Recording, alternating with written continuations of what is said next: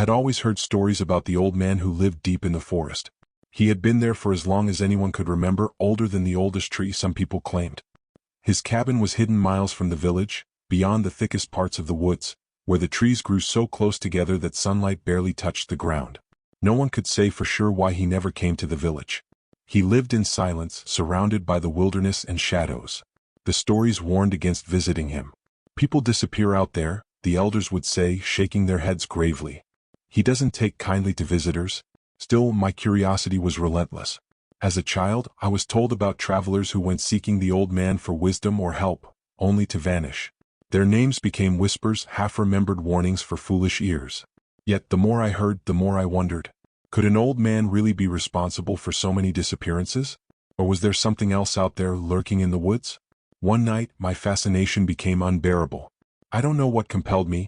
Maybe it was the strange dreams I'd been having, the ones where I was walking deeper into the woods, following a voice I couldn't quite hear.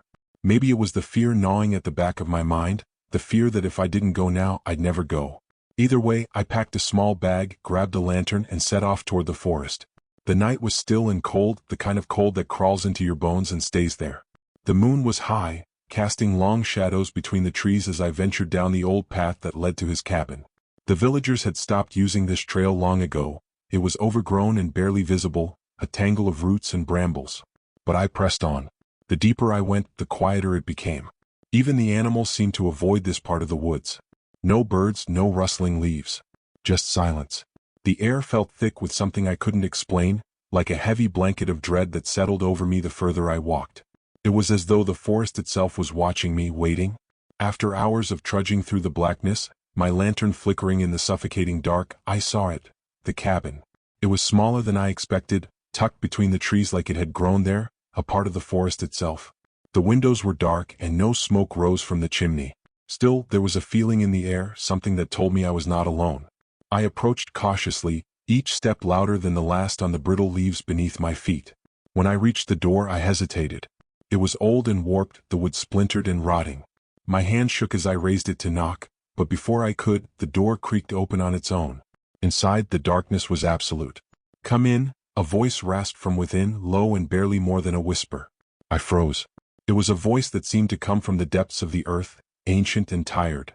The stories rushed back into my mind, every warning, every vanished traveler. My legs screamed at me to run, but I couldn't. The darkness beyond the doorway seemed to pull at me, like unseen hands reaching from the shadows. Something about it was irresistible, a force I couldn't explain. Stepping inside, I felt the temperature drop even further. The air was damp and thick with the scent of decay. My lantern flickered, casting eerie shadows along the walls. The inside of the cabin was as old as the man himself. The furniture was ancient, covered in dust, and the floor creaked under my weight. I felt like I had stepped into a forgotten world, a place untouched by time. In the corner of the room, hunched over a chair by the fireplace, sat the old man. His back was to me, his body hidden beneath layers of tattered clothes that looked as though they hadn't been washed in decades.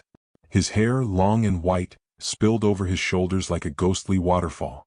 "You've come far," he said, his voice carrying an unnatural weight. "Farther than most." I wanted to speak, to ask him why people had disappeared, why no one returned from visiting him, but the words caught in my throat. The room seemed to press in on me, and the fire in the hearth, though it was just embers, cast an unsettling glow. "What do you seek?" he asked without turning. His voice was a rasp, filled with years of disuse, but there was something else, something lurking beneath the surface that made my skin crawl. I came to know the truth," I managed to say, my voice barely above a whisper. He chuckled then, a dry, brittle sound like leaves crunching underfoot. "The truth?" He leaned forward slightly, and I could hear the chair groan beneath his weight. "You'll find it here. But truth has a cost." Suddenly, the lantern flickered violently, plunging the room into brief darkness. When the light returned, I realized with a sickening lurch in my stomach that the old man had moved without making a sound. He was no longer by the fireplace. He was right behind me. My breath caught in my throat as the hairs on the back of my neck stood up. I could feel him there, his presence heavy, suffocating.